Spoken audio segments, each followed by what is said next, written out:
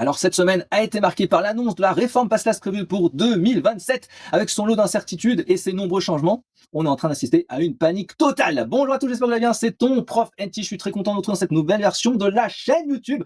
Dans cette chaîne YouTube, on parle notamment d'études de santé, on fait des cours, on fait de la méthode, on fait plein de choses pour vous aider à progresser au quotidien dans les études de santé. Donc si ce n'est pas encore fait, n'hésite pas bien sûr à t'abonner, à liker, à activer la cloche et puis à booster la vidéo. C'est une nouvelle fonctionnalité qui existe sur YouTube, n'hésite pas à le faire, ça m'aide énormément pour le référencement. Alors chaque vendredi à 18h, je ferai maintenant une nouvelle vidéo, voilà, c'est une série de vidéos où je vais en fait vous présenter l'actualité santé, mais également ce que je suis en train de faire, le nouveau projet que je suis en train de faire. Donc je vais vous parler de ça aujourd'hui aussi, et puis je vais vous donner pas mal de pistes, de conseils, de méthodes, etc. Semaine après semaine, c'est le but du jeu. Donc là, premier point, aujourd'hui on va parler de la réforme PASSLAS avec quelques éléments intéressants. Ensuite on va parler un petit peu des quiz de ce que j'ai fait cette semaine. Et puis troisième point, je vous parler d'un petit outil que j'ai créé cette semaine justement pour vous aider à y voir mieux, plus clair, on va dire, sur la méthode de travail, qu'est-ce que vous pouvez mettre en place, les actions que vous pouvez mettre en place. Alors on va commencer un petit peu pour parler de cette fameuse réforme. Je vais prendre un des commentaires que j'ai eu sur la dernière chaîne vidéo YouTube, pardon. Bonjour Dr NT, déjà merci d'en avoir parlé. Je pense que comme beaucoup, je suis un peu perdu avec tout ça. Et ma question est la suivante. Je suis actuellement en passe et j'aimerais savoir ce qui va se passer pour nous les premières années qui tentons notre chance pour la première fois si on rate.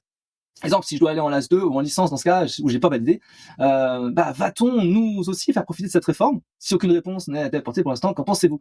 Alors moi, je vois trois solutions possibles concrètement par rapport à ça, parce que vous êtes extrêmement nombreux, j'ai eu beaucoup de commentaires à ce sujet-là. Alors pour moi, la première possibilité, c'est qu'ils conservent en fait le système PASSLAS pendant un certain temps en parallèle de cette réforme. C'est tout à fait possible, c'est tout à fait envisageable. Concrètement, ils font une LAS 2, une LAS 3, encore 1 an, 2 ans, le temps qu'il y ait la transition qui se mette en place. Ça, c'est quelque chose qui est probable. Je pense qu'ils vont vite aller sur le nouveau système. Donc pour moi, je pense qu'ils ont tout intérêt à tout changer tout de suite. Deuxième possibilité, en fait, ils changent tout d'un coup sec. Et dans ce cas-là, vous devez vous inscrire sur Parcoursup pour pouvoir prétendre accéder au nouveau système. Alors je pense quand même qu'il y a un système un peu bancal, puisque vous devez certainement vous inscrire au préalable sur Parcoursup pour pouvoir prétendre accéder à ces deux nouvelles chances. Voilà, bon, ça a été fait à peu près entre la PASSES et la PASSLAS. C'était pas si simple. Il y a beaucoup d'étudiants qui se sont fait avoir, qui ont perdu une chance parce qu'ils n'ont pas bien anticipé la façon de faire. Donc ça, il faudra que je puisse vous donner des informations dès que je les ai. Et troisième possibilité, ce qui a été prévu, ce qui a été fait aussi entre la PASSES et la PASSLAS, c'est de mixer les deux. Donc concrètement, d'avoir un pourcentage de taux de réussite pour les étudiants qui sont en passe, et puis un pourcentage avec le nouveau système. Comme ça, en fait, on n'a pas un peu de concurrence comme ça déloyale, etc. Je pense que ça, c'est fort probable. Par contre, effectivement, qu'on ait un peu un mix des deux, disons sur l'année de transition. Voilà. Donc dès que j'ai des infos, bien sûr, je vous dirai ça. Mais c'est vrai que pour l'instant, on n'a pas encore trop d'infos à ce sujet-là. Voilà. Donc ne paniquez pas. Dès que j'ai des infos, je vous le dis. D'accord? Alors moi de mon côté, je vais pas attendre bêtement sur ma chaise que la réforme arrive. J'ai anticipé, j'ai réfléchi, ça fait des semaines et des semaines que je souhaite améliorer ma pédagogie, à la fois sur YouTube avec des nouveaux concepts, mais aussi sur le campus NT. Donc l'idée du campus, c'est que ça soit un véritable écosystème. Donc à la fois qu'il y ait de l'entraide, qu'il y ait de la méthode, mais aussi du contenu. Et donc là, cette semaine notamment, je vais vous montrer là directement à travers l'écran, j'étais en train de travailler sur, et je voulais vous montrer comme ça en direct, comme ça vous voyez un peu comment je travaille, la structure en fait des nouveaux cours qui vont apparaître en fait sur le campus. Et concrètement, ça forme en fait ce qu'on appelle une bibliothèque de contenu. Et donc j'ai créé ça sous forme de blocs. Donc là, je vous donne un exemple, mais concrètement, on est sur la biologie cellulaire. On a donc par exemple le compartiment cellulaire, la dynamique cellulaire, la cellule cellulaire, transport membranaire, communication cellulaire, mort cellulaire, etc. Et vous allez, je suis en train d'implémenter dans le programme, je vous montre quelques exemples comme ça, mais voilà, le plus important, le plus intéressant, c'est que vous puissiez directement découvrir en inscrivant à la liste d'attente sur le campus, comme ça vous pourrez regarder en détail. Par la suite, je vous expliquerai tout ça ce dimanche 26 avril à 10h, d'accord? Mais là, je vous donne un petit avant-goût, on va dire. Alors là, l'idée, c'est de vous expliquer, par exemple, je vous prends l'exemple de la nomenclature, parce que c'est un cours que j'ai commencé à structurer. Et concrètement, voilà, la nomenclature, ça fait partie d'un des blocs. Il y a 6 blocs sur la chimie organique. Alors après, l'idée, c'est que je puisse créer de nouveaux blocs au fur et à mesure du temps. Et l'idée, c'est que ça s'adapte pour tout type d'étudiants, en fait. Donc si par exemple, tu es en terminale ou c'est en première année, PASSLAS, ou que tu es externe et que tu prépares un concours notamment de pharmacie, ça peut être utile. Et justement, j'ai structuré ça comme ça. Donc concrètement, on va avoir, c'est là en fait la grande différence par rapport à ce que je proposais avant, c'est qu'avant la nomenclature, pour moi, était un chapitre entier. Et là, j'ai tout transformé sous forme de notions. C'est-à-dire concrètement, dans la nomenclature, vous avez par exemple les alcanes. Les alcanes, ça fait partie en fait d'une petite notion de la nomenclature, d'accord? Et donc moi j'ai structuré ça sous forme d'un véritable cours. Donc concrètement, on va retrouver les alcanes, donc de niveau lycée santé, alcanes de niveau première santé et alcanes du niveau externat, d'accord? On monte en difficulté. Et donc vous pouvez en fait en fonction de votre niveau revenir sur les bases ou alors aller plus en profondeur, etc. Et en fait c'est fait en sorte que ce soit beaucoup plus lisible pour que vous puissiez apprendre. Et ça c'est super intéressant parce que c'est comme ça que j'apprends à mes étudiants de pouvoir en fait concrètement avancer étape par étape, ne pas vouloir tout de suite aller dans les détails. Donc concrètement si tu es en train d'aborder en PASSLAS les alcanes, d'abord tu fais un petit peu lycée santé pour voir où est-ce que tu en es. Donc ça permet de comprendre les bases, on va dire, de revenir là-dessus. Et après tu vas revenir sur les notions clés importantes dans les alcanes. Et puis après derrière on va retrouver les applications plus concrètes qu'on va retrouver en externat, notamment pour plus tard aller sur le concours d'internat, c'est le but du jeu, pour la pharmacie notamment.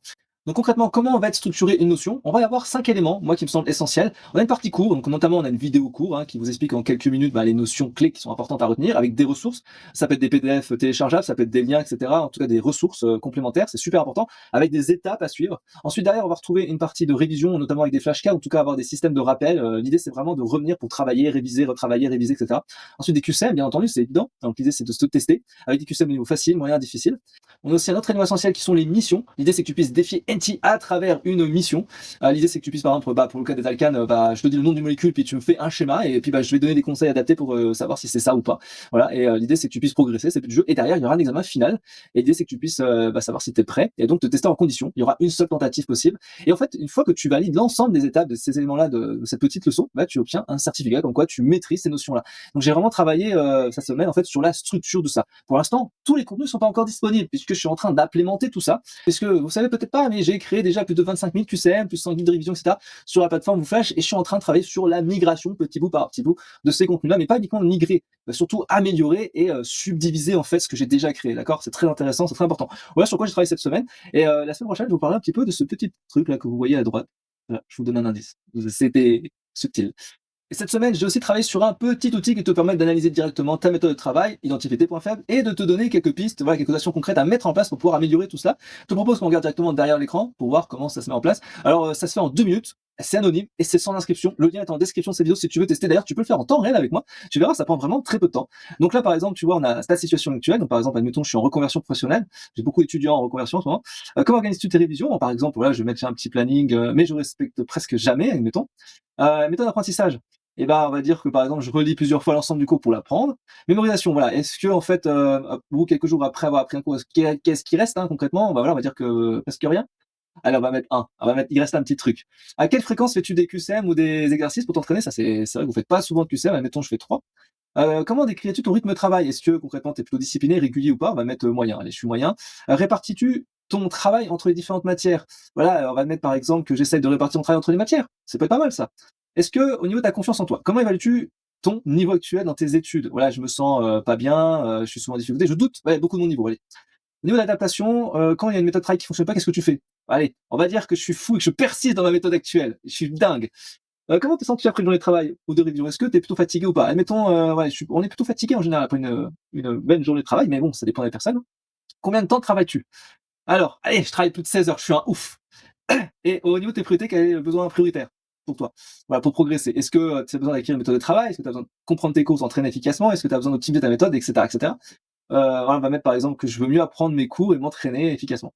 Et puis, tes principales difficultés, est-ce que tu as du mal à rester concentré, du mal à t'organiser, réviser au dernier moment, je suis facilement découragé, je veux tout maîtriser, je me sens dépassé par la quantité. Allez, j'ai du mal à me concentrer, je veux tout maîtriser et je me sens dépassé par la quantité. OK?